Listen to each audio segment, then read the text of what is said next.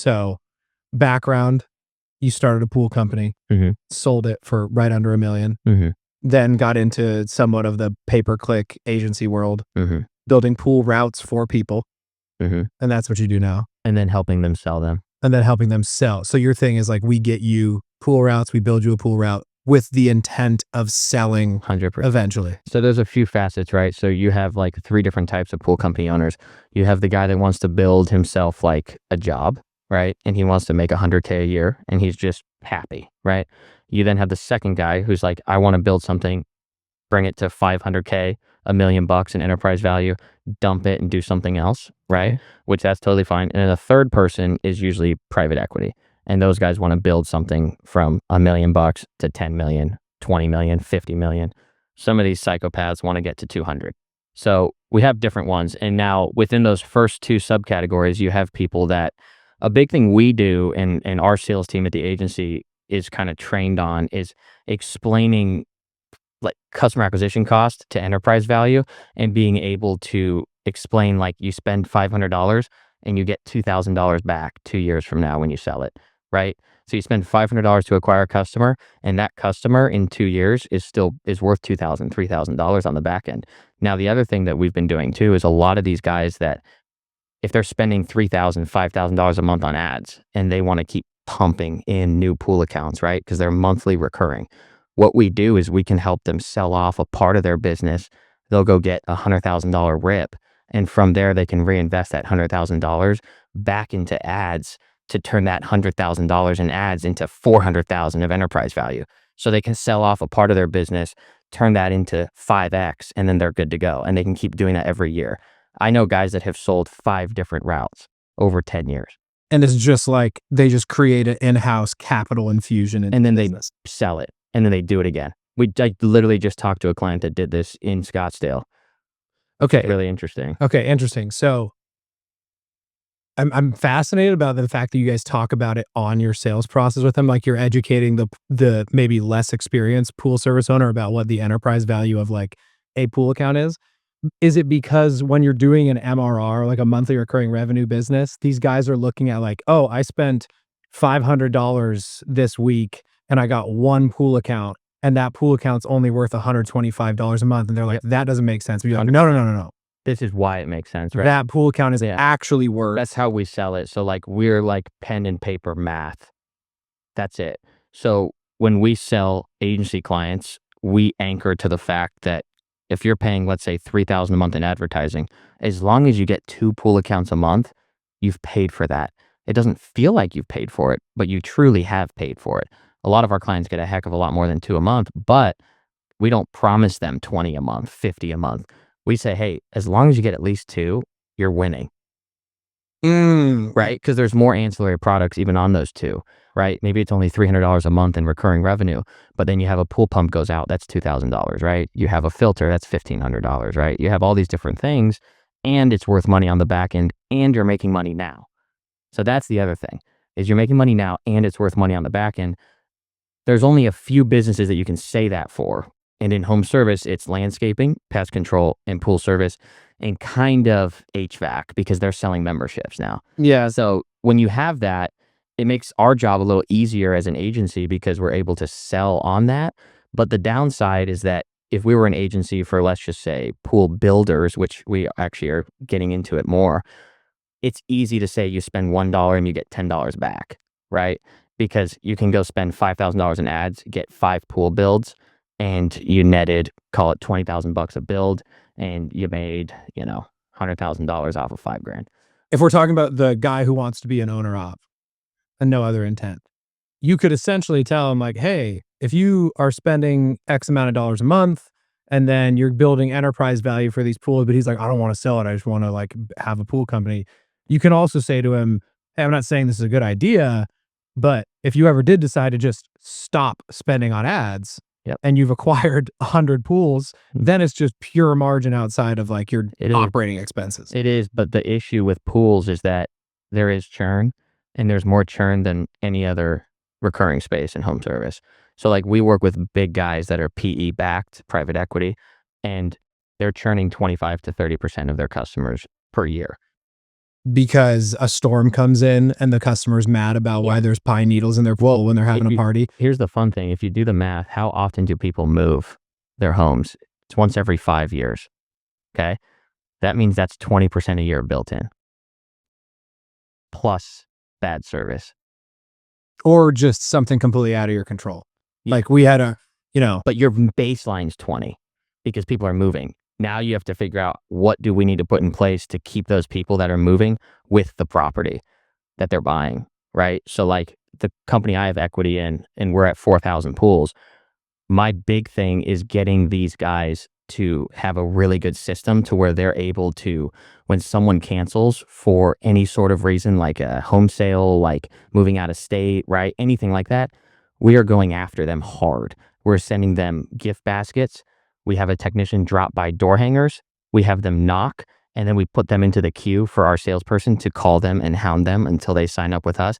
And we're offering them free months, because a customer that is canceled is way worse than trying to pay to get a new one. So we want to save cancellations, right? It's like they say, a penny saved is a penny earned is a penny saved, right? Penny saved is a penny earned, right? So it's exactly like that, but on steroids, right? It also makes it look a lot better on an exit when your churn is low. So if you retain somebody, that's better than signing a new person up, right? Okay. No, So, it makes complete especially sense. from like a financial perspective, because the churn is the biggest thing that PEs, they hate churn. They hate any business that's churn because they can't predict it. For example, pest control. I have a few good friends that are in the PE space, in pest, 90,000 plus accounts. Their yearly churn is 7%, and pool service is 30. And some of these pool service guys, I'm not going to say any names, they know who they are, but some of them are like 40, 50% with 10,000 pools. So if you do the math, if you're churning half of them a year, you're churning 5,000 pools a year, 400 a month. Yeah. You have to keep acquiring new pool companies to just offset your churn. Yeah, and a lot of the time it's like, you could call it churn, you could call it whatever you want to call it. At the end of the day, people are telling you with their dollars that you're doing a bad job if you have a 50% churn rate. It's like, oh, well, it's the people moving, it's a storm. It's like, no, if you have a 50% churn rate in any recurring revenue business, something's broken. Yeah, it is. It is, especially something that's so seemingly simple, like pool service, but it's not obviously that simple when you get to 10,000 pools. Yeah. What was your churn rate on the business that you guys sold? We're like 18. So you guys were doing good work. We were doing good, but the other part of it though is it only gets worse as you get bigger. So like if we got bigger, the only reason we were good is because Reese, my business partner in that space, he was the owner, operator, manager, GM, customer retention, everything. As soon as we replaced him and paid someone 60, 70 grand a year, that would have gone through the roof. And these guys, owner operators, can only take it so far. You can probably only take it to 1,000 pools max before you probably lose all your hair and die. And is that because Reese was doing like the owner operator stuff that no one talks about, like leaving a bottle of wine at someone's house and you guys screwed up on? Worse than that, like going to talk to a customer after their pump blew up and sitting out there for an hour trying to make sure they don't leave a bad review, trying to retain people, giving people a free month, giving people a free pool pump, right? I mean, we probably gave people $15,000 worth of free shit in 1 year, 20,000 maybe, just to retain the actual good, reputation online, because that's everything. But that helps with churn too when you're able to do that. Okay, this is really interesting because now you've done that, you've exited that. We've talked about the agency a little bit. Mhm. Now you're getting into another home service business, and I've seen you on other people's podcasts. And so I think it's interesting. Everyone always asks you, if I wanted to start a business, what would I do today?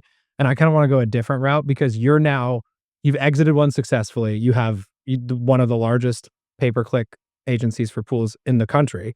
And now you're still going back into the home service world again. Mhm. So that I want to talk about, like, with the skill set and the knowledge and the experience of exiting a home service business already now. Mhm. One, why are you going back into home services again? Because the agency is obviously an amazing business. You guys have a massive brand. What is drawing you back into the home service world after you pressed the eject button a year and a half ago? So there's a few things. So when you start working with really big home service companies, you actually end up realizing how good your small one was. And it kind of motivates me because our agency does well. We make money. That's fine. There's not as much enterprise value in an agency and a coaching business. We've talked about that.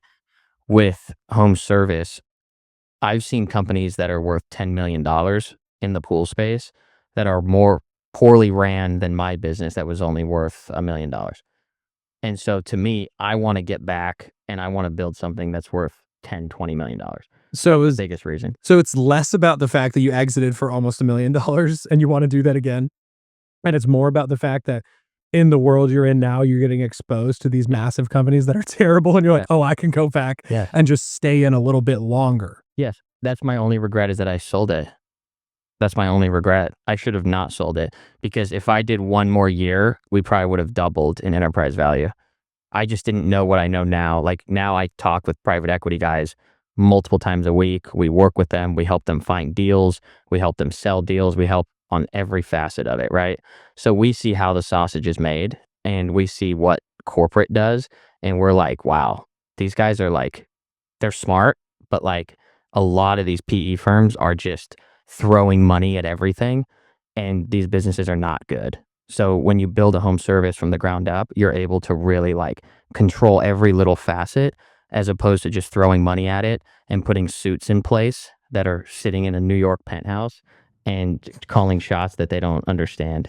And okay, so it's like when you're in the pool service, you think about the minutia and the day to day. This customer's pissed. We had to drop off a bottle of wine to avoid a 1-star. Yeah. Our churn rate was 20% this month, and then now you're seeing the PE firm where it's literally just numbers on a screen. Soulless, yeah. It's soulless numbers on a screen. You go, Yep. none of the minutia matters at a certain size. Like these guys are having 7-8 figure exits in these home service businesses. They say yourself are absolute dog shit. Yeah. And it's like, because at a certain point they get to this size where, yes, obviously you want to optimize, you want to have a good business, but these guys are just placing value on numbers on a screen where they're not even, correct me if I'm wrong, those guys aren't even in the data. Like they would never have their phone ring about a bad customer. No one would ever have their phone ring about a dispute getting sued. They're just like, what was the P&L this month? What was it last year? How are we growing? What's the enterprise value? That's it. But the big joke is they make way more money than you and I combined times 10. So who's doing it wrong, right? I don't want to talk shit about them because they're smart in their own way, right? But at the same time, it's like building something from 0 to like 10 million is really hard, but it's very doable. These guys go and buy their way to 10 million and in 5 years turn it into 50, 100, right? I don't have that kind of money. I can't buy my way into 10 million, but I can get from 0 to 10 and sell it to them, right? So to me, that's kind of our goal is to get back there. And honestly, talking with all these private equity guys, it's very doable. It's very, very doable to do it. And I probably have people that would buy it tomorrow if we were there already. So it's just motivating. And they're very motivating. The company that I work with closely that I have equity in now, we have 4,000 pools doing 8 figures a year top line. And those guys are extremely intelligent. We have one private equity guy and we have 2 operational guys that are in the day-to-day that know everything about pools. They're like the only private equity firm that like cracked the code and is able to actually scale and not even have to acquire other companies like organically. The brand is amazing. Over 1,000 5-star reviews. Insane. So that's extremely motivating. That little half and half of private equity meets local business owner is what we have with our business in pools that I'm a minority partner in, but those guys built it and it's pretty cool to see. So, Okay. And they come in and so if somebody has no experience, they haven't even thought about selling their business, they haven't thought about, they don't even know what private equity is outside of like, oh, it's people who throw money at businesses and roll them up and whatever else.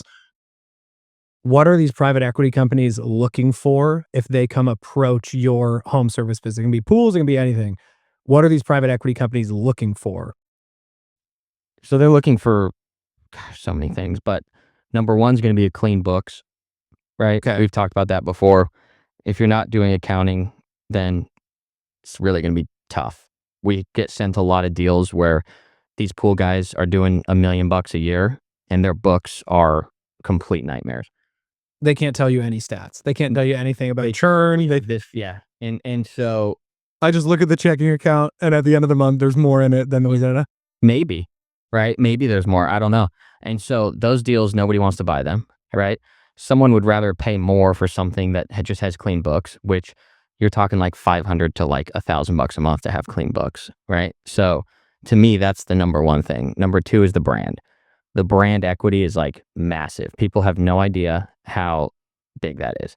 Like when we go look at deals to add on or roll up under our brand, the biggest thing that we look at is brand, because we want to be able to take over those Google My Business accounts, the Yelp pages, the Thumbtack pages, right? The Nextdoor pages, everything. We want to take over all of it, slap our name on it, and instantly increase lead flow. And especially helps us justify a higher price, and everyone's wins. Do you guys, when you're looking at brand, you're looking at obviously everything you mentioned. Now in 2025, how much more important is the GMB ranking high and the SEO sync to the GMB versus like the organic, kind of the organic, but like the old school website SEO where it's like you scroll past the ads, past the GMB, and then it's Yelp. Nobody ranks there. Right. So it's not important because nobody's there unless you've been around for 10 years. Yeah. And you know that. You actually rank there for Valley Christmas, but you've been around for a long time and there's not as many competitors, right? In Phoenix, there's like 1,200 pool companies. How many Christmas companies are there, right? So it gets really interesting, but we're looking at Google My Business. That's the number one thing. And we've paid over $100,000 for GMB. Just to have the GMB because you knew it was printing. Yeah, because guess what? I'll do some math for you. If the GMB generates 10 accounts a month and at scale, our enterprise value, right, for one account is, call it $4,000. 10 accounts times 4,000 is 40,000 a month. Why would we not pay $100,000 for that? Yeah, you get your investment back in 2.5 months. Yeah, it's a no-brainer. So we almost won't acquire anything without it because now we have 20 Google My Businesses around the areas that we're in, when really we only set up like 8. Everything else has been small add-ons. Yeah, dude, this is like the gross reality of trying to build brand in 2025 online. Because I talk about the guys in Home Service Accelerator about this, and you mentioned it earlier. So Valley Christmas, I started paying for SEO like 4 years. And yeah, I started paying for SEO on Valley Christmas 4 years ago. And within 6 months, Valley Christmas was top 3 in Scottsdale, Paradise Valley, everywhere across the board. Organic, Maps Pack, traditional, like I'm outranking Yelp on like the organic Google results.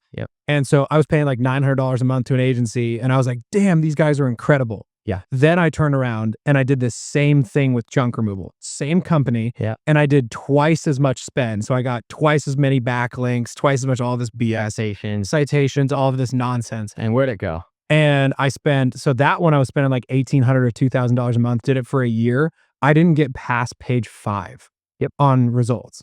And so I sank like 20 grand for nothing. And you could have put that into Facebook ads and probably turn that into 100. Yeah. And so really like, and so again, like, sure, is the SEO guys I was using good for Christmas? They were, because there's 10 companies I was competing with at that time. Now there's 80. The thing that SEO agencies will never say is that like the biggest indicator of what will be good is actually predicated on the industry you're in. It's not about them. And how much massive national presence brands you're competing with in there. Yes. So like for junk, we were competing with 1-800-GOT-JUNK, Junk King, Junk Luggers, College Hunks hauling junk. Like these guys were probably spending 7 figures on SEO services nationwide a year. In-house guys, they're getting articles written about them in the Phoenix Times. Like it's a different ballgame. So it's not something that you do, right? So everything needs to be focused on Google My Business now. Everything. That's it. And SEO is now kind of synonymous with Google My Business too. Like that's part of SEO now, but that's the part where a newer guy can actually make a difference. Yeah, you can. You can get business up and running in probably 45 days if you're actually optimized correctly. You can get your first lead from Google My Business Map Pack in probably 45 days. Okay. And let's go through just for Google My Business, because that's like every single person listening to this should place the largest emphasis on that. Give me like, what do you want to get out of Google My Business? What are you doing? What are like the actionable items you're doing to rank a Google My Business page? Let's say you're not paying an agency to do SEO. Like you're just a solo owner op. What are the 3 to 5 things you have to do on organic SEO for the Maps Pack? So first, get reviews. Second, this is the one that gets really hard, where people are like tripped up a lot, and our clients are also tripped up about it, and there's only so much we can do. The second one is figure out where your location is going to be. So you need to find something that's very dense, because on Map Pack, you're not going to really show up for anything outside of like 3 to 5 miles. So you mean the location that you choose to put your Google My Business Yep. is like one of the most important things because it's proximity based. So the people on their phones are driving or they live in that area. Yep. And population. Got it. The population is the biggest thing. So like when we choose Google My Business locations, we do it with that in mind. We will actually just pull data on a 5-mile radius, how many people are there. And then for what industry we're in, we want something that's dense in the types of people that we want, right? So like in the pool space, we want to be in places that have a lot of pools. So we like the newer neighborhoods, right? So like if anyone's watching and they're from Arizona, you have places like Gilbert and Chandler, Queen Creek, Santan Valley. Those are very new, right? 40% of those places will have pools.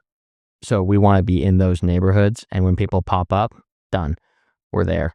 And that's the biggest thing that I would say. And then the second part of that, though, where it gets a little more difficult is what kind of Google My Business do you want? Do you want a service area business where you don't show your address? Or do you want a physical location where you do show your address?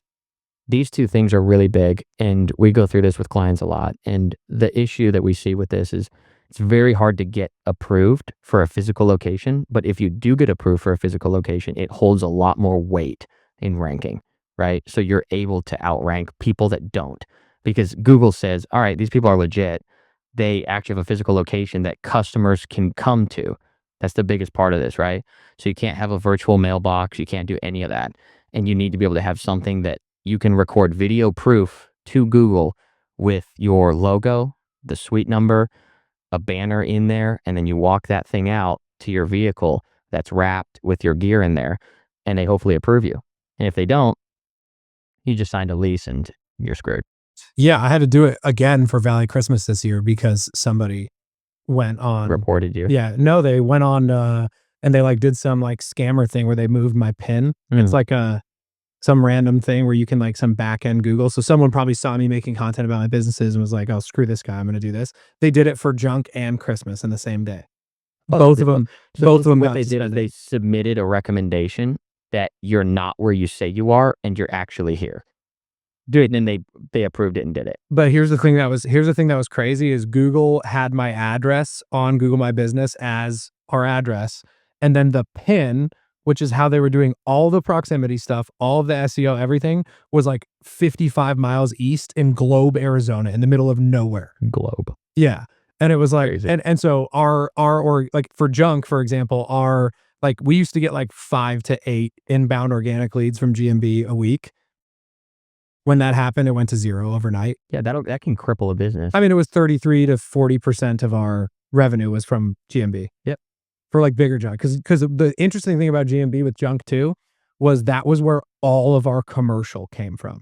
It was the weirdest thing. Like every commercial job came from GMB. And I theorize it came from GMB because the people that are booking commercial are understanding of the fact like, oh, I can see a GMB means a legitimate business. They have reviews, they have everything. Yes. So almost all of our commercial was coming from our GMB leads, not from Google pay-per-click or anything else, which I thought was fascinating. Yeah, it's weird that that's the case, especially because pay-per-click is the same keyword. It's just a couple inches above. Yeah. So it's interesting they skip the sponsored results and then go to the map pack. But That makes sense. as a buyer, I do that though. For sure. But we also know about marketing. It's interesting because they don't know about marketing, but they naturally do it, which is weird. Okay. I would say for like the pool business that I'm a partner in, we're about like 20% Google ads, 40% GMB, and then the rest is going to be like split between referrals and Facebook. Okay. So I think GMB is massive and it's kind of free depending on how you do it. So to go back to it, right? We did get a lot of reviews, choose the right area, whether it's a service area business or it's physical location. Number 3 is make sure you have everything linked up to all your socials, right? So on there's going to be things that you can tie it to your Twitter, your Instagram, your Facebook, right? That just shows Google that there's social proof. Even if they're not like super active on them. Matter at all. You have to just tie it, right? And then you can do the Q&As. That's another big thing. So ask yourself questions and answer your questions yourself. Reply to all of the actual reviews that you get, whether they're fake or real. I recommend getting actual real reviews, mainly because those images, when they take a picture of the backyard that you just remodeled or the pool you cleaned, right? Those are geotagged, and Google says that's a real review.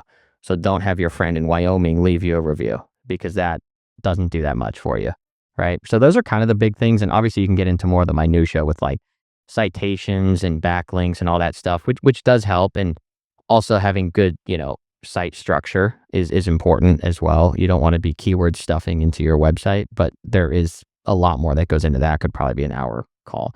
But those are the quick things that you can do. And you can Google and YouTube, what is a backlink? What is a citation, right? How do I make sure those are all good, right? There's so many things you can do, but I mean, really, those are probably the quick 4 or 5 things. Yeah, that's interesting. You brought up the photo reviews because I tell people in Home Service Accelerator this all the time. If you talk about like the customer journey being like a lot of time they see you from an ad, they see you from Facebook, Instagram, your website, whatever else. A lot of people do their homework and go look at your reviews just like you and I do for a restaurant. Yeah. And so, yes, if Google clearly likes photo reviews because if you click on a GMB and you click most relevant, Always. it'll always be peppered with photo reviews. Yeah. And I think the interesting thing outside of just gaming the system with Google is also what we talk about is like, how do you not look like the crackhead prior to them calling on the internet? Yeah. Like, how do you like, that's the goal with everything, right? Like when you make video ads on Facebook, you show the owner's face because that builds subconscious trust. Your website's plastered with testimonials, not about how you saying how great you are, but everyone else.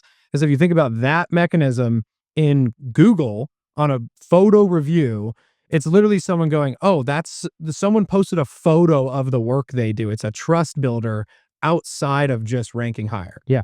It's like if I go to one business that has 500 reviews and they're all just stars and no comments, no anything, and I go to a business with 50 reviews and 10 of the reviews are photos of the clean pools, the windows before and afters, everything else, I'm going to be like, damn, those guys clearly do what they say they're doing. And even the bigger thing is how you deal with 1-star reviews. So we talk to a lot of our clients. They love sending us screenshots about the review they got from the Karen, right? This is the hardest part because they get so mad. And like, I get it too. You have to respond to them as if you know that other customers are looking at it. And that's the biggest thing that I could say about 1-star reviews is understand, acknowledge, show a little bit of proof that you did something right, and then say sorry. Yeah.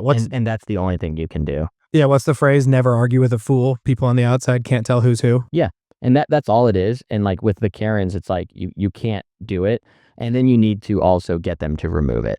I would say for us, like when we had our pool company, I was the review remover, which is not a fun job to have. No, you're essentially the firefighter. That's horrible. It's the worst job in the world. But when you call them, and number one, the last thing you do is ever ask for them to remove a review, right? You just let them know how much it hurts your business. You humanize yourself, right? And you let them know like, hey, if it were me out there, this was my biggest line is like, if it were me out there cleaning your pool, I would have never missed that one leaf, Karen. I would have never missed it. But you seem like a smart person, right? You might even have a business. But I think you're smart enough to know that like, these guys don't make that much money. They're trying their best to work hard and they missed that leaf, Karen. I'm so sorry they did. If it were me, I would never have missed that leaf. And truthfully, it hurts me as a business owner to have that reflect. And I just wanted to let you know, like, I'll do whatever it takes to make sure you feel good about it. And that's really all I care about. I don't care about the review. I care about making sure you're actually satisfied with the service. That's all I care about. And they're going to remove the review every time. Do you explicitly, after that sob story, because I was about to cry hearing that, Same. after that sob story, do you explicitly ask them, can you remove the review? No. And they do. Really? You ask, that's the issue. Because then they're like, oh, I see what this is. Yeah, and when you make it not about the review, you make it about you. You say, look, obviously you see our reviews. You see that we don't have that many of these. The reason we don't is because we provide good service and we will make mistakes. But what we do is we try to own up to it and fix it. That's the only way that we can do it, right? You mentioned you're, a lawyer, right? I'm sure there's been things that you've done and you can right your wrongs. That's me trying to do that with you. And that's all I can do is try to help fix it. And, whatever happens, happens. Like I said, I don't care about the reviews. We're going to get so many more positive reviews to offset this. But at the same time, like, I just want to make sure you're good because we're in your community. We service your neighborhood, right? I just care about you. That's it. So you just tell me, give me like 3 things that you would have us do different, and then give me a couple things that I can do to make sure that this never happens again, and I just wanna make sure you're good." And they do. They tell us, "I didn't like this, I didn't like this, I didn't like that." And from there, we do those things, whether it's money, a free something, right? A technician has to apologize or whatever it is. I mean, we had technicians go pee in people's backyards and people would see it on the camera and they'd be really upset. And I've got a lot of those removed, right? Because it's like, hey, look, like, not much I can say about that. Wasn't me that peed, right? And it's like, those are things that's tough. They need to understand that their review doesn't affect the person that earned that bad review. Their review affects me. And I didn't pee in your backyard. I peed in my bathroom. So when they start understanding that, it's like, oh, that makes sense. And they don't want to hurt me, Ryan. So as soon as you take pride in it and you're like, this is on me, right? And they'll remove it. Like we probably would be able to get like 70-80% removed, I would say. that's insane. But it's exhausting. It's also exhausting too in the pool space where you're there 4 times a month. So you're literally like, you're going 50 times a year. That's 50 mistakes. That's 50 times a dog could get let out. That's 50 times someone could pee, right? That's 50 times someone could leave a gate open. It's really tough. Whereas like something like pest control, you're going 4 times a year, not 52. So you just have way more exposure and Yes. So that's where it gets really tough, but you're going to get those 1-star reviews. It's just, you got to flood it with 5 stars. And then you got to just go hard at the people with 1s. And you also have to learn and teach your salespeople who will leave a 1-star. It's an interesting thing because there's a saying like, as it comes, the same way it'll go, right? Where like, if people come to you because they're complaining about their last pool guy, they're going to leave doing the same thing with you. So you have to train your salespeople to like let go of bad customers and not sign them up. yeah, like like we were just talking about that the other day with my team. It's like, hey, if you're in the sales process and they're already a nightmare, just wait till they start having to pay their bills. Yeah, it's over. Like if they're a nightmare before there's even been a transaction, just wait till they're withholding payment from you for something that's completely out of your control or whatever else. Well, and it's the same thing like hiring a technician, right? Like the biggest thing that I would tell Reese to ask when he's hiring technicians is like, there's 2 things. Number 1, are you a lucky person? If they say no, they're done. Number 2, what are your thoughts on your last employer? And if they say anything bad, you're done. Because that's how it goes. Those are the 2 easiest indicators of if someone's going to be good or bad. Yeah. And like It's the same with a customer, right? Yeah. It's like, why did you fire your last pool guy, right? And what are you looking for in a new one?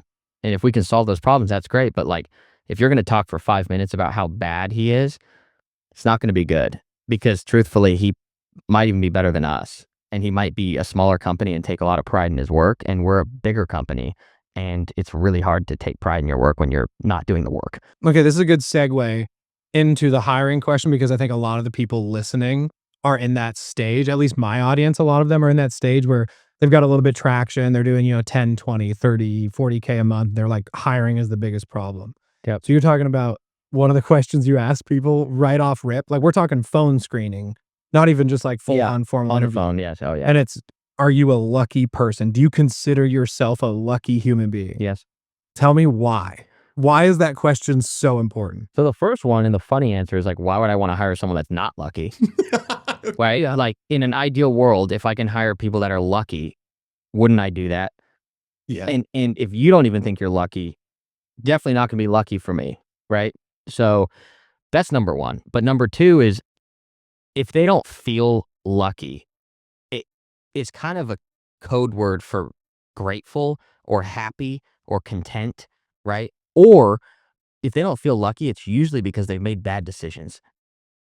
And if they're going to make bad decisions in their own life, they're probably going to pee in a customer's backyard, right? So I think that's very easy to see. And if they say I'm not lucky, they will happily tell you why. And then they're going to unload all of their crap onto you in a good 60-second session. And you're going to be like, well, glad I heard that. Yeah, because it's like, not to get overly philosophical, but if a human being goes through their entire life saying, I am unlucky, it's essentially saying in different words, all of the bad stuff that happened to me is out of my control. Yeah. Like, and I am not you know, in like, charge of any. I haven't made good decisions. Yeah. Because if you ask someone, are you a good decision maker? Well, they're going to say yes 100% of the time. But being lucky is actually just a result of making good decisions. So if you're not lucky, you actually just made bad decisions. That's all you did. Yeah, like, bad stuff happens to everybody, obviously, but, like, it's like From a work perspective, nobody gets lucky and somehow has a great career because you can't just get lucky every single day, right? And if you don't feel like you're lucky, then you're definitely not going to do good for me. no, that's a really good point. Like, like, October 2021 or whatever, like, right when our season was starting, my brother died, and I remember everybody telling me, like, "Oh, dude, that's just so unlucky, dude, I'm so sorry," and I remember being like, I mean, it's just life, man. Like, that just happens. It's just Like, a never once. tragedy. Yeah, never, it's just a tragedy. It's never once was I like, "Oh, yeah, my luck is so bad, the universe is conspiring against me." No, And I think, but not to, like, get this woo-woo, jerk each other off because we're entrepreneurs and business owners, but it's like, I think that mindset is what makes entrepreneurs good and makes bad entrepreneurs bad, yeah. or, like, attempted You have to entrepreneurs. take like an overwhelming sense of pride and ownership of your decisions. And Like way accountability. more so than like, I think for us, like I struggle with taking too much ownership and accountability where I'm like, oh, that employee that's 2 levels lower than me didn't do this. I really messed up. I need to go add something in the SOP. I need to go do this. I need to go do that. Not saying I don't get mad at them, right? But at the same time, you have to take accountability because that 1-star review is on you. That customer doesn't pay, it's your money because you're still going to pay your employee, right? So all of it is on you at the end of the day. Yeah, that's what Jack and I have that conversation with Christmas all the time, is like, him and I'll get pissed about an employee who no call, no shows, or one of his direct reports. And we're like, oh, and like the knee jerk reaction is like, F that guy. And then it's like, yes, get that out of your system. It sucks that he screwed you over. Yeah. And then it's a quick change to like, this is the person we chose to hire. This is the system that we chose. And ask them if they were lucky. Yeah. This is the system that we chose to implement. Regardless of what got us here, at the end of the day, going back to the data thing, the data that is completely absolved from any sort of emotion in the moment is, we chose to hire and employ this person. Yep. We chose to hitch our company wagon to them, and they sucked. That is our decision. And so it's our decision and our ability to train, nurture, and set up systems for them. It's almost the same thing as a parent. Yeah. If your kid turns out to be 16 and they're just at POS, who do you blame? Kind of blame the parent, right? So that's where it gets really tough, where it's a similar thing with employees. Dude, we've had bad employees that started off not great, and they've actually turned out to be good because we're able to solve some sort of problem or help them mentally, help them in whatever way possible. You know, there's a lot of ways you can turn it around. Dude, I bet you have this in the agency side too. When I talk to old heads, so like anyone who's been in business for 20 or more years and doesn't have like a big business and they're still struggling to make ends meet, one of the most common things they say is, "Oh, nobody wants to work anymore. Nobody wants to work anymore." Yeah. And I always like have to bite my tongue or kind of like go around the point, like, dude, you're in a, like, for example, let's say a window cleaner tells me that. I'm like, dude, there's 10 window cleaning companies in your market that have 20 to 25 employees each, if not more, in these small one location operations. So nobody wants to work anymore, or is that an internal thing as an owner that Nobody you're wants to work for you. for you? Yeah, that's a tough pill to swallow. Like, like, it is such an unintelligent thing to say, to make like a gross generalization of the entire population of the working class in your market. Yep. And be like, yeah, nobody wants to work anymore. Dude, what is the stats on how many people are currently employed in your market? People are working. The economy, people are working to put food on the table. Maybe you're paying them peanuts. Maybe you're treating them like absolute dog shit. Or you interview one person and you hire the one person because you're too lazy to interview 10 or do any of the form of volume that it actually takes to get a good employee. The volume is crazy. People don't realize how big that volume is. One of the biggest reasons for cancellation at our agency, someone says, "Hey, I want to stop running ads," right? The number one reason is because they can't hire. Yeah. And for me, it's such a weird conversation to have because I'm like, it's actually the worst reason to ever stop marketing and growing is because you can't hire people, because there are 100% always people. For us, we took the approach of hiring people only with no experience, zero experience. We want to take them and we want to hire for personality only. That's it. All I care about is your personality, and I can train you to clean pools. Was Right. that because in the beginning, maybe you were going after experienced guys, and when we start training them on your processes, Yeah. they'd be like, "Oh, that's not how I did it." Yeah. They It's have like, bad habits. well, you're the one in the truck in our business, so, like, this is the process we have. Yep, that's the only reason. And when you get good guys that are younger, 21 to 30, the thing that we learn too in home service, people only have a certain window of time where they're going to be actually productive and not jaded or burnt out. I want to catch them at the start and reap the benefits of the whole time that they are actually dialed in. I don't want to catch a guy that's been in it for 4 years and I get the tail end of how good he is. I want all the upside, and I want to bring him up, right? Like our managers, we had a couple like team leads that would help train technicians, etc. Those guys were making pretty good money. I mean, we had a 22-year-old kid. He was making, $65,000 a year, which is not crazy, but for cleaning pools, it's pretty good, working 30 hours a week, and before that, he was literally working at like 7-Eleven. So it's like, that's pretty awesome. And he was just a very hard worker. And when we sold our business, he ended up going and being like the GM of one of the business where we sold it. So we kind of helped him quite a bit. And he got like a 10% raise, and he stuck with us, but he knew nothing about pools when he first started, but he did it our way and he improved it and kept doing it. And that one guy that you get at the start is, you hope he's as close to 100% as possible, because every guy under him is going to be 95, 90, 80, 75, right? So if you start out at 80, you're going to get down to like 50% quality real quick. So you need to start at 100 so that you only get down to like 80% quality. Yeah, I mean, dude, yes, and this is where the conversation starts to veer into, like, a little politically incorrect, but 100% accurate, and it's like, dude, if you're interviewing somebody and they're chasing your $18 to $20 an hour entry level, not management role, home service trade, and they've been in this world for 15 years, and Yeah. they've bounced to 8 different companies, and every time they leave them, it's the boss is such a dick. Yeah. Like, it's like, dude, at the end of the day, sure, do I sound like an ageist or whatever else, but It's that's just a data. that's a pattern of behavior that I'm not saying there's not going to be outliers. Like, there's always gonna be exceptions to every rule. Always.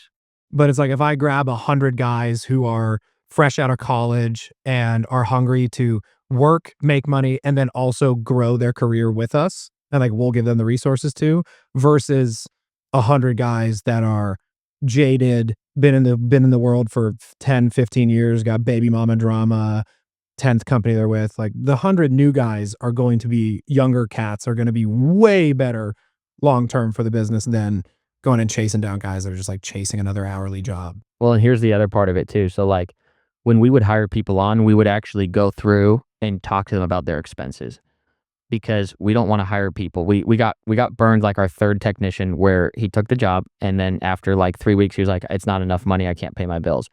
And Reese and I were like, why'd you take the job? And he just was like, I didn't understand that. And it's like, okay, that's interesting. So from then we actually literally went through, and what we realized too is the younger guys that don't have kids, that don't have big families they have to support, they are able to actually save money, right?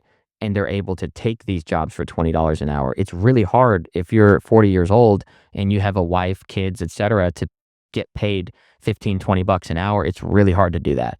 So we don't want to set them up for failure, right? So it's like, if we hire guys that are 21, 25, even 30, it's way more palatable when they're living with their buddies, right? Or they're living with their girlfriend and their rent's $800 and they're making 40, 50K a year with us. We at least can sleep at night knowing, hey, they're able to actually save some money, right? We even had a technician buy a house on like a 50K salary. So it's pretty cool. Like him and his girlfriend was like a nurse. And so she did pretty well. And they literally bought a house like in Peoria. And I was like, see, that's pretty freaking cool at like 23 years old. Yeah, that definitely becomes, like, one of those intangible things as a business owner that you don't get into business to do anything like that, and then that happens and you feel really cool. Like, "Oh, the thing I built helped somebody buy a house." Yeah, Like, that's pretty cool. it's pretty cool. But then the other side too is, like, these younger guys, isn't there something to, like, you get them young and you eventually, like, you prove to them with your actions, not the words you say in the interview, but your actions over and over and over again. They're like, "Hey, this is a mutually beneficial business partnership. You work for me. I'm I pour into you. I compensate you fairly, and then now you have upside as the business grows, you can now grow your own career within the business." Yeah. It's like you have guys, I've talked to your leadership guys that came in at nothing and they're very well off now. Yeah. And that's how it should be. Like that's the dream. It is. It is the dream. And a lot of employers they don't offer that. And it's hard to offer that to people that are later in their career too, right? Because Yeah. there's not enough time to take risks. There's not enough time to start a new venture. There's not enough time for any of it, right? Like, Yeah. I mean, for you and Jack, you guys started off as an employee relationship. Jack was my Player. he was my first employee ever. Pretty cool. And now he's going to be a business partner. Yeah, now we have an equity position together. He's like, I hired him when he was 20 years old, like scrawny little college kid. And now it's like, dude, we're 5 years in and he's like about to buy a house with his wife, got married, about to buy a house with his wife. Like his income has grown as he grew the business. And it's like, Yeah. there's never been a moment where you could ask him or me and be like, hey, was there ever a moment where either one of you felt like this was an unfair shake for the other guy? It's like, dude, never once. And the other thing too is like, and I know we've talked about this before, but paying on performance in home service is probably a huge, huge thing that a lot of the big corporate companies don't offer. Like for us, we paid per pool. We paid per ancillary job, right? Like a filter clean, a salt cell clean, right? Even repair commissions, right? We would give guys bonuses for reviews, right? Which is another big thing. And we would pay for referrals. So if they got the neighbor, we would pay them money for referrals, and not like small money, like hundreds of dollars. So they're able to make more money. We had 1 month where this guy made like $600 in review bonuses, and it was like pretty cool. He's just out there He's out ranking or cranking, and it's like, that's freaking awesome. I'm happy to cut that check every day. Oh yeah. But you have to give them those options, especially because if you give them those options to earn more money and then they come to ask you for more money out of your side, you then have leverage to say, well, I've given you the opportunities to make more money by producing more. You have not produced more. So why should I take money from my side and give it to you when you're not producing out of your side where you could actually make more money? You're servicing all these pools. You're talking to neighbors. You could have gotten 10 reviews this month for $500. Right. Yeah. So it gets tougher to do that, but it gives you leverage as a business owner, which we don't have that much of, as much as people think we have a lot. We really don't have almost any leverage. It gives us more leverage to say, hey, let's do these things first for 90 days. Let's see if you can get there. And if you do all these things, I'm happy to pay you even more on top of the bonuses. Right. Yeah. Actually, no, that's a good point. And I think that's a really interesting segue is how do you communicate to the employees either consciously or subconsciously? Because at the end of the day, the employees start to see the top line revenue number one way or another. Like they start to see it. And so as an owner, one of the things that I've seen as the businesses got bigger was like how important it was for me to not like immediately just crank my personal income because the business is doing better and like be disciplined about like putting it back into the business. Because what starts to happen, I see a lot of these guys, they get a little bit of success and then they go buy a fancy car, go buy fancy watches, all this stuff, take money out of the business. And then not only is that a bad business practice, but then it's also your employees start to look at the boss man and they're like, dude, You're not the same. yeah, like you start rolling up to a job site in a sports car while they're sweating their tits Can't off. believe that ever. Yeah. Never. And so where's the line of communication that you have with your employees about the like the way the business operates? Do your employees know margins? Do they know what top line is, how much they're actually generating, what the expenses are? Because what I've found is the more I communicated to them the other sides of the business they're not familiar with, like, hey, you might see a $10,000 Christmas light job, but here's where we get down all of the expenses, Yes. profit, everything else. You have to answer the question that they're asking themselves in their head. Because they're all asking. They're all asking it. And like for us, what we would do specifically is break down like pool service is $150 a month, right? What we would do is say, hey, you make $12 per pool. You're cleaning 20 pools a day. You're making $250 a day. It's 55 grand a year, right? Fantastic. $12 times 4 is $50. So you're getting $50 out of the 150, right? The other part of that 100 is where they don't necessarily understand all the expenses that go into it, right? So for us, when we hire people on, we actually try to make a point to let them know how little we make off of this. We actually make less per stop than they do. So they're making probably 70% of the profit on that route. Yeah, and We that's just get to have 15 of them, right? But a lot of people don't realize that, and even if people try to go leave and start their own route, they won't realize how, like, you actually can make more money by working for someone until you scale to, like, hundreds of accounts, which is kind of a crazy concept. what is commercial vehicle insurance? Oh, That's a new bill. yeah, What is cost of chemicals? horrible. I have to carry workman's comp for my one employee? Yeah, it's horrible. I mean, so people don't realize that, like, you're making $12 every time you clean a pool. We're making, like, $6. Yeah, so it gets to be this weird thing, but when you break down all the numbers, they start to think, "Oh, wow, that's actually pretty good." Yeah, and do you communicate the risk at all to them?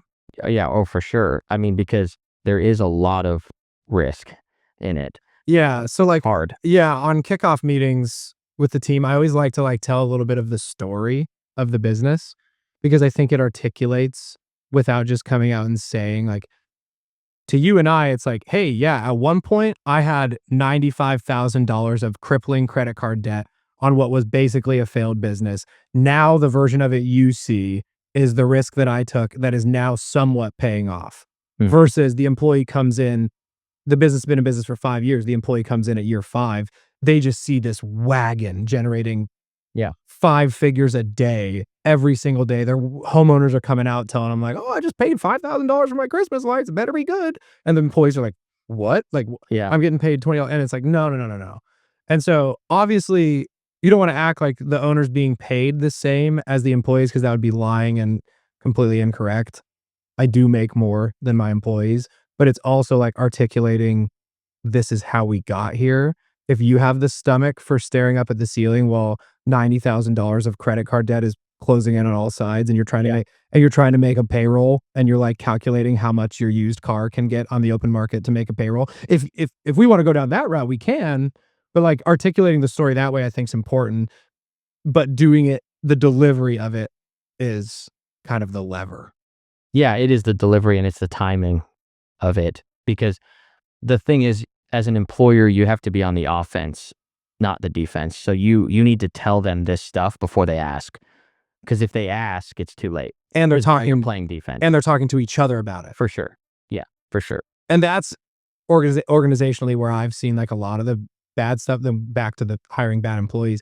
Most intercompany problems we've had ever started with one weed, like one bad employee. Yeah. And they start getting in the ears of everybody else. Mine just so happened to be a leadership position 4 years ago. That was the bad employee. So that was That's even went worse. down. Yeah. I mean, he was This is why it's tough with businesses. Like, we've seen, like, I've known guys, and we actually had a mobile detailing company, but I've known a lot of guys with mobile detailing companies and junk removal too, where you're having 2 guys per truck.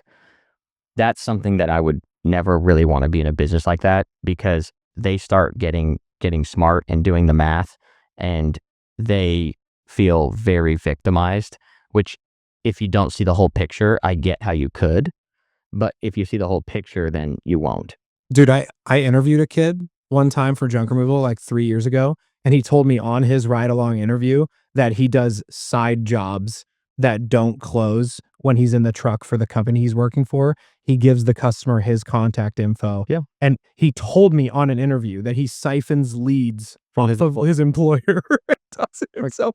And I was like, This probably won't work I out. was like, "Dude, this interview is gonna end here. Like, what? Like, what are you thinking?" They don't even know. D They don't even know that that's bad. Like, he didn't understand how bad that Because he doesn't even understand that that owner paid $100 to even get him to that house. yeah, just to start the truck. Yeah. Yeah, just to turn it on and get there. Yeah, Like, he was already in the red. yeah.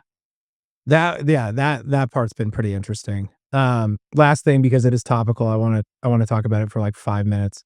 Uh, Super sad people losing their houses, thoughts and prayers, hearts go out to California. You have a bunch of customers there. I do. What does a natural disaster like the Palisades fire what does a natural disaster like the fire in the Palisades ripple effect do in the home service world to everybody else? Yeah, I think it gets really interesting because if you have 10,000 houses, right, a lot of it is going to be hopefully covered by insurance, right? Hopefully. If that's the case, then that's great, which means that people will need to rebuild their houses, which means contractors will get a lot of business. For us, I think on the pool side of things, we do have builders in LA that we do work with. Some of them are my close friends, and they're going to have a lot of business coming. And there's kind of this weird moral dilemma. I've already talked to a few of them where when do you start marketing to them, right? That's where it gets kind of weird. I think that's a tough thing. There's going to be a lot of search volume on Google for a lot of these things, right? Rebuilding a house, rebuilding a pool. People are going to need their home services back, right? The recurring stuff they're going to cancel because they're like, I'm not doing this right now, right? So they're months and months and months away from doing it. It's going to be really interesting to see. It's just very sad that it gets to that point, but there will be people out there that definitely can exploit it and make money from it. And we're going to see that happen. So where do you 100%. where do you see the line? Like, where's the moral line between I have a business that can help here versus I'm trying to exploit and capitalize Both of them on a look the natural same. it looks the same. It does look the same, yeah. It's So does just that about mentally what people are feeling, right? But they both do look the same. So it's a personal thing, right? I don't think anybody would know if it is well-intentioned or not, because I think both people want business and outwardly both look like they want business. So I would hope maybe people will try to give some discounts. I hope people will try to, prioritize it, right? I hope that maybe people will try to donate some of the profit to some sort of charity. I mean, people aren't going to feel as bad though, because it is the Palisades. It is, $5 million houses. I don't agree with that. I think it's still very bad, depending, even if they are wealthier people. still A lot of those people too, like, I know a lot of guys in LA that are like, hey man, a lot of those houses have been in the family for 50 years and they were purchased for 90 grand. And those people don't have money. All their money is in their house and probably didn't have insurance. So there's going to be a lot of people that are out really bad from it. And I also heard that insurance companies were canceling rates days ago. So it's going to be really bad. And then on top of that, what happens to let's take pools, for example. What if your primary market was the areas, like that's where all your route was, and that's an operating business? Done. His business is done. He's immediately going to go, well, I have to go do business somewhere else. Yep. And then you just immediately had a competitor in another market come in and just with all the resources, trucks, ad spend, everything else, that is just going to just bite away from another market. Well, also And why wouldn't the other issue though too is like that person, that avatar of a person in the Palisades that had a big pool route there, he will be having to fire all of his employees. Right. Because this is a recurring business. So he's going to have to fire everybody but probably one person, and he's going to have to go to a different market and rebuild his whole business. So his business could have had 200 pools and it's worth $500,000 and it is now worth nothing overnight. And you hope that in a few years when things are rebuilt, he can go reach out to everybody and try to re-engage and get some customers back. But he's done. He's done.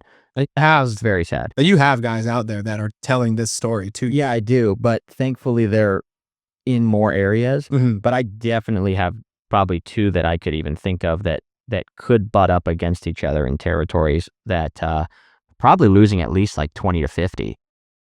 So, I mean, this is going to cost them $50,000 to $100,000 in enterprise value and probably $10,000 a month in revenue overnight, which is still a lot less worse than losing your house. So I think they probably have compassion for it, but it still will affect them, right? Which is very sad too. Yeah, hopefully the guys making money on it are making money off the insurance companies and not the homeowner. I hope the insurance companies just have to pay out heavy. I just have heard a lot of weird things that I don't know. So To be factual or not. yeah, I don't know. Yeah. I saw like the State Farm thing. Yeah. It was like State Farm Like 3 months 8,000 ago or or something something like yeah. that. Yeah, it gets weird, and I who knows? But the truth will come out hopefully, but I don't know. It's pretty crazy. It's very sad. Yeah, we saw the same thing in junk removal when the hurricanes happen. Guys go into Facebook groups and say, thinking about going down to, Florida to go do hurricane like cleanup.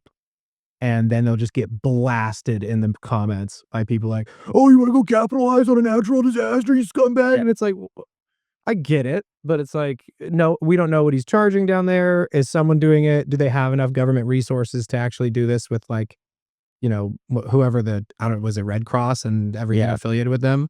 So I don't know what the line is, but I mean, think about like with tornadoes, with all that kind of stuff too, even with roofers. I've known and heard that roofers chase it oh yeah, hard. like the ambulance chasing lawyer, the Home service. of Yeah. home service. Pretty crazy. So I think that's like even crazier. But I think with the Palisades, I think it's gonna affect every trade, every single trade. And there will be people that make a lot of money off of it. And there will be people that get really screwed off of it. So you just hope you're in the camp where you're making money off of it. But the real people that got screwed is everyone that lost their house, because it's not good. And people died, literally. It's like bad. So, I mean, the least thing that matters is probably home service. At the end of the day, it's like someone's going to try to make money off of it, and nobody will know if it's well-intentioned or not. Mm-hmm. So If it was a morally positive intent and you genuinely did want to help somebody, I think you probably go reach out to whatever government agency is dealing with the aid and see how you can help that way first. for sure. Instead of just like trying to go shoot up some Google pay-per-click. And we're doing direct mail. We're doing XYZ. It's there's going to be a lot of people trying to do it. And like I said, those people are going to overshadow the people that were already in the community. That should be the ones Yes. helping. Yeah. Got it. Thanks so much for coming out, Ryan. I hope that gave a lot of people some good gems. I know I learn a lot every time I talk to you. So appreciate you coming out. Do you have any lasting words? Where can everybody find you? Do you want people to find you? No, that's okay. Okay. I have access to him. You guys don't. Just DM Steve. Yeah, He was talking to everybody. yeah. Just DM me. Just DM me. Just Thank- DM Steve. Yeah. He's happy to chat. And Send Jake's personal phone a text message. yeah, exactly. He would All right. love that. All right, that's good.